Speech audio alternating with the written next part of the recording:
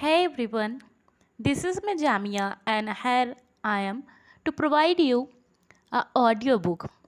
And the topic is today report writing. So whenever we try to understand or learn anything, first of all we should make a short notes.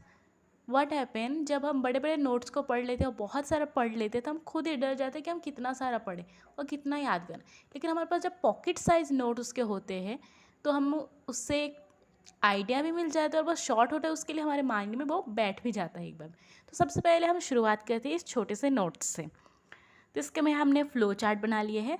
तो जो topic है हमारा report writing, तो what is report writing? Report writing mainly सामने वाले या तो जनता को या फिर किसी मेंबर को, पर्सनल इंडिविजुअल को भी हो सकता है या फिर काफ़ी सारे लोगों को भी हो सकता है, वो पेश किया जाता है। वो नॉलेज होती है या फिर कुछ चीज़ें स्ट्रक्चर वे में होता है जो हमें सामने वाले को पेश किया जाता है। तो रिपोर्ट राइटिंग कितने प्रकार के होते हैं? रिपोर्ट राइटिंग मेनली किन प्रकार के होते हैं? ऑब्वियसली कोई भी चीज़ जो रिपोर्ट है सामने वाले को पेश करे तो वो अगर उस बारे में जानने वाला होगा तो फिर उसके बारे में वो झट से पकड़ लेगा। अगर हम कोई गलती करेंगे तो ऑब्वियसली उसके लिए बहुत अच्छा हमको खास तरीके से बनाना पड़ेगा। तो ऑब्वियसली इसमें फॉर्मल वाला लगेगा।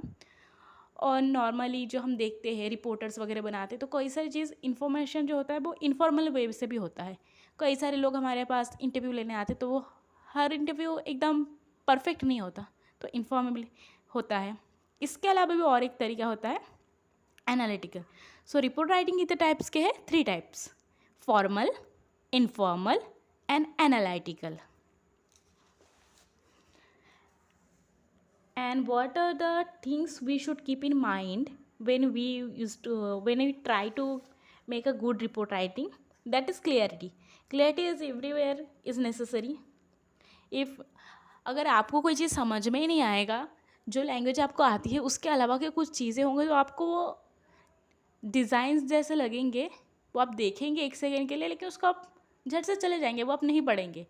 तो उसी तरीके से जब क्लियरिटी नहीं होगा तो आप उसको पढ़ेंगे ही नहीं ना। Clarity, objective, accuracy, structure, visual aids, evidence and recommendations, ये सारी चीज़ें हैं जो नेसेसरी हैं एक रिपोर्ट राइटिंग के लिए। So we start with report writing introduction. Many professionals struggle to create defective report due to lack of understanding of essential elements and organization required. जो organizational जिस तरीके से स्ट्रक्चर वे में बनाना चाहिए अगर वो हमको नहीं पता होगा तो हम बना तो लेंगे लेकिन वो सही नहीं होगा, और जब सही नहीं होगा सामने वाले को मज़ा नहीं आएगा। मज़ा नहीं आएगा तो वो पढ़ेगा क्यों, वो छोड़ देगा। तो हमारा मकसद ही जब सामने वाला उस नॉलेज को, हमारी नॉलेज को गेन ही नहीं करेगा तो हमारा जो मकसद है बनाने का वो तो रह जाएगा ना।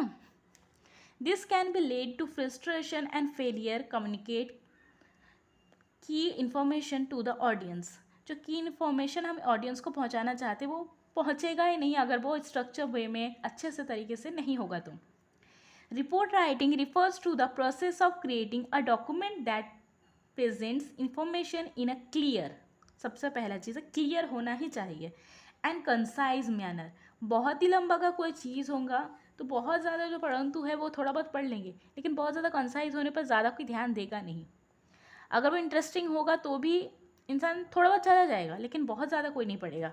इसलिए वो चीज़ कंसाइज भी होना चाहिए कि चाहे सामने वाला कैसा भी हो वो पढ़े, उसमें हमको अच्छा मार्क्स मिले या फिर अच्छा रिव्यू मिले। Reports can be written for various purpose such as providing updates on a project, analyzing data, or presenting findings or making recommendation. Effective report writing requires careful planning, research, analytical and organization of information. अगर हम effective कब होगा? जब उसमें हमको अच्छे marks मिलेंगे, उस तरीके से इफेक्टिव हो सकता है, या फिर रिकमेंडेशन, या फिर दूसरा क्या हो सकता है उसका रिव्यू अच्छा है तब वो इफेक्टिव हुआ। और इफेक्टिव होगा कब? जब वो केयरफुल प्लानिंग सही तरीके से, अगर इधर का वर्ड इधर हो जाएगा, आगे की चीज़ पीछे लिख देंगे तो उसमें कोई भी पसंद नहीं करेगा। तो अच्छे से जब प्लानिंग के थ्रू बनाएंगे तभी वो 2 बार 3 बार जब बनाएंगे तो फर्स्ट टाइम में हम रफ बनाएंगे, सेकेंड टाइम में जब अच्छे से बनेंगे तब वो ज़्यादा अच्छा बनेगा। रिसर्च करना होगा उस तरीके से, जो हम हमारे मन में है वो अगर हम डाल देंगे तो वो अच्छा नहीं बनेगा। उसको हमको 2-3 जगह से रिसर्च करना पड़ेगा क्या यही सही है या नहीं है, तब वो जाके सही बनेगा। A well structure should be accurate and objective and contain of clear introduction and the main body and conclusion. Mostly चाहे रिपोर्ट राइटिंग हो, ऐसे राइटिंग हो, तो कोई भी तरीके का जब हम राइटिंग करते हैं तो क्या होता है, 2 से 3 पैराग्राफ में होता है। क्वेश्चन आंसर भी हम अगर लिखते हैं तो वो उसमें भी 2-3 पैराग्राफ होता है। तो सबसे पहले जो हम देखेंगे तो सबसे पहले तीनों भी इसमें मेन चीज़ में क्या होना चाहिए कि वो क्लियर होना चाहिए। इस तरीके से होना चाहिए कि फर्स्ट पैराग्राफ हमारा सेकंड पैराग्राफ की तरफ इंटरेस्ट बढ़ाए और सेकंड पैराग्राफ थर्ड पैराग्राफ और थर्ड पैराग्राफ कंक्लूजन की तरफ हमारे इंटरेस्ट बढ़ाए। इस तरीके से वो लिखा होना चाहिए। सो ये हो गया हमारा इंट्रोडक्शन। अब हम बढ़ते हैं टाइप्स ऑफ रिपोर्ट के बारे में। जैसे कि मैंने पहले ही कहा था कि 3 तरीके इसमें टाइप होते हैं रिपोर्ट्स में। फॉर्मल तो उसके उल्टा informal and third is analytical. तो सबसे हम पहले थर्ड से स्टार्ट करते हैं, analytical reports. These reports present data और information in a structure and organised manner, often with these charts, graph, tables to help the reader understanding trends and patterns on relationship. जैसे कि मैंने भी video के start में क्या किया था, एक टेबल बना दिया था, तब वो छोटा सा था। अगर आप रिवाइज करना चाहे, पूरा वीडियो ना भी देख पाए, तो वो फ्लो चार्ट देखते ही आपको याद आ जाएगी कि इसमें था क्या। तो उसी तरीके से जब हमको था क्या या फिर है क्या इसमें, जब हमको पहले ही पता होता है तो उसमें हमको इंटरेस्ट भी क्रिएट होता है। जब हमको कोई चीज़ बहुत ज़्यादा दिखता है और वो इंटरेस्टिंग नहीं लगता तो हम पहले से हट जाते हैं। तो जब छोटे चीज़ में हमको इन्फॉर्मेशन, पॉकेट साइज इन्फॉर्मेशन मिल जाएंगे तो हम उसमें गो थ्रू करने के लिए वो ईजी हो जाएगा। ऑर्गेनाइज मैनर में उसमें चार्ट्स होना चाहिए, ग्राफ होना चाहिए, और इसको क्या बोला जाएंगे, analytical reports. Second is formal report. These are detailed and structured report written for a specific audience. वो specific audience के लिए लिखा जाता है, often with a specific object in a comparison of informal reports. Formal reports are typically longer and more complex than other type of reports. तो formal report हमने क्या बोले थे, जब हमको पता होता है कि सामने वाले को हमसे ज़्यादा नॉलेज है, तो हमारी जो ज़बान है थोड़ी सी हकलाती है, हेजिटेट होती है। क्यों होती है, क्योंकि हम अगर कोई भी गलती करेंगे तो सामने वाला पकड़ लेगा। तो फॉर्मल रिपोर्ट में वही होता है, जब हम सामने वाले को प्रेजेंट कर रहे होते हैं तो फिर उसको पहले से ही उस बारे में पता होता है, वो हमें चेक कर रहा होता है, ना कि हम उसे चेक करा रहे होते हैं। तो वो हमें चेक कर रहा होता है कि हम सही कर रहे हैं या फिर गलत कर रहे हैं। इसलिए बहुत ज़्यादा स्ट्रक्चर वे में होना ही चाहिए। जिसको नहीं पता होगा उसको हम कुछ भी बता देंगे। अगर फॉर एग्जांपल अगर हम एक बच्चे को बता रहे हैं कि बैटल ऑफ बक्सर हुआ था, तो हम क्या बोलेंगे, बैटल ऑफ बक्सर हुआ था, ऐसा ऐसा हुआ था, ये राजा ने ये किया था, वो राजा ने फला किया था, एंड बैटल ऑफ बक्सर हुआ था। लेकिन वही चीज़ हम अगर टीचर को बताएंगे तो क्या बताएंगे, सबसे पहले हम बताएंगे कि कॉजेज़ क्या थे, उसके इम्पैक्ट्स क्या थे, वो हुआ क्यों था, उसमें कौन कौन था, कितने टाइम तक चला था, आपका इसका में कंक्लूजन क्या निकालता है, आपका सजेशन क्या है, ये चीज़ हम लिखेंगे। उसी तरीके से फॉर्मल रिपोर्ट, और इस वजह से वो जो फॉर्मल रिपोर्ट हमारा होता है वो थोड़ा सा लॉन्ग भी हो जाता है। And the third is informal report. जो मेनली रिपोर्टर देखते हैं हम टीवी वगैरह में, कई सारे फॉर्मल भी होते हैं उसमें, लेकिन मेनली जो यूट्यूब वगैरह में हम देखते हैं वो इनफॉर्मल रिपोर्ट्स भी होते हैं, जिसमें से कई सारे चीज़ फेक भी होते हैं, right. Informal reports, these reports provide information about a topic such as product, service or process. हमने टाइप्स भी देख लिया। तो अब हम देखते हैं कि क्या क्या चीज़ है, फीचर्स है या फिर कैरेक्टरिस्टिक है रिपोर्ट राइटिंग के, जो हमें माइंड में रखना है जब हम रिपोर्ट राइटिंग करें। तो सबसे पहले था क्लैरिटी।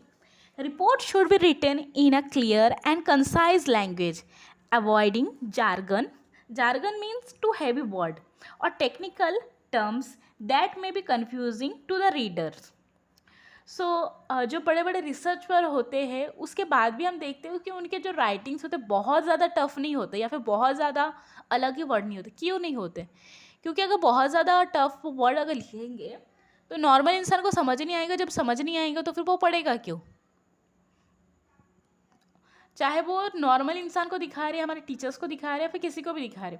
हमारे चीज़ में जब तक कोई भी राइटिंग में जब तक क्लैरिटी नहीं होगा तब तक वो अच्छा नहीं बन सकता है। Second is objective.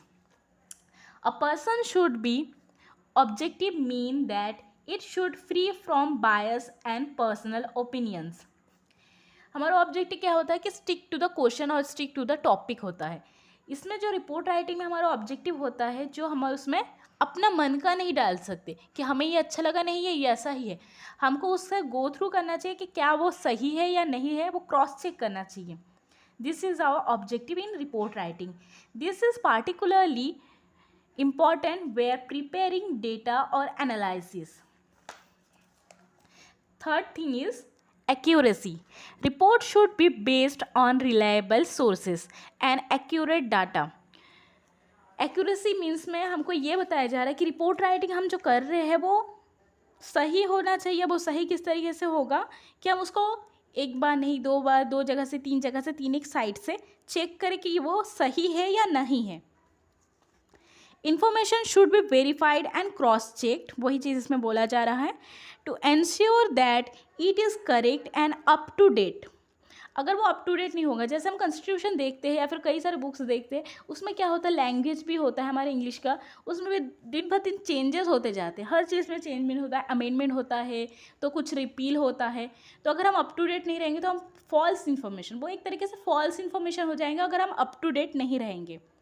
इसलिए एक्यूरेसी में अप टू डेट रहना भी काफ़ी ज़रूरी है. Fourth is structure. A report should be structured in a logical and organize manner with clear heading, sub heading and sections. Structure का मीनिंग वही बताया जा रहा है कि फर्स्ट पैराग्राफ में फर्स्ट पैराग्राफ का ही स्टिक चीज़ें लिखो जिसमें हम लिख रहे हैं, तो जिसमें हम जो टॉपिक लिख रहे हैं उसी के बारे में थोड़ा सा लिखो, फिर उसके बाद उससे थोड़ा सा हट के लिखो, फिर थर्ड से. मीन्स वो स्ट्रक्चर में पॉइंट टू पॉइंट होना चाहिए. ऐसा नहीं कि फर्स्ट का पॉइंट सेकंड में, सेकंड का पॉइंट थर्ड में, सेकंड के साथ थर्ड को मिला दिए या फिर थर्ड के साथ फोर्थ को मिला दिए. लाइन से जब होगा तो वो स्ट्रक्चर वे में होगा. Visual aids. अ रिपोर्ट में include visual aid such as charts, tables and graphs which can help you illustrate the key points and make information easier and understand. इसमें वही चीज़ बोला जा रहा है, जब वो चार्ट्स एंड टेबल से होगा तो वो समझने में आसानी होगी, और वही आसानी जो है वो रिपोर्ट राइटिंग में हमसे चाहा जा रहा है. Evidence. Report should include evidence to support any claims of findings such as statistic, quotes और references to relevant literatures.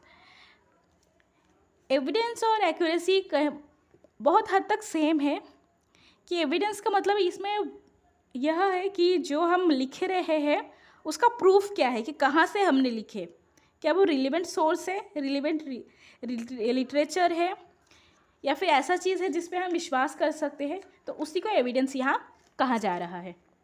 And last is recommendations. Many reports include recommendations और suggestion for future action based on findings और analysis presented. हम जब कोई report लिख रहे हैं उसमें हम तो या तो हम उसके बैड थिंग हाईलाइट कर रहे या फिर अच्छे थिंग हाईलाइट कर रहे, कुछ ना कुछ या बैड या अच्छा ही, मतलब बैड या गुड ही बता रहे होंगे. तो उसमें जब हम बता रहे हैं तो उसमें हमको कुछ सजेस्ट भी करना चाहिए ना, किस तरीके से वो बैड है तो गुड कर सकते हैं, या फिर गुड है तो उसका और ज़्यादा गुड किस तरीके से कर सकते हैं. ऑब्वियसली बैड तो नहीं करना चाहेंगे किसी चीज़ को, तो गुड है तो और किस तरीके से गुड कर सकते हैं. तो इस तरीके से हम सजेशन अगर देते, रिकमेंडेशंस देते हैं तो वो दिखने में और ज़्यादा कई ज़्यादा अच्छा बन जाता है. और रिकमेंडेशंस तो होना ही चाहिए रिपोर्ट राइटिंग में. So thank you.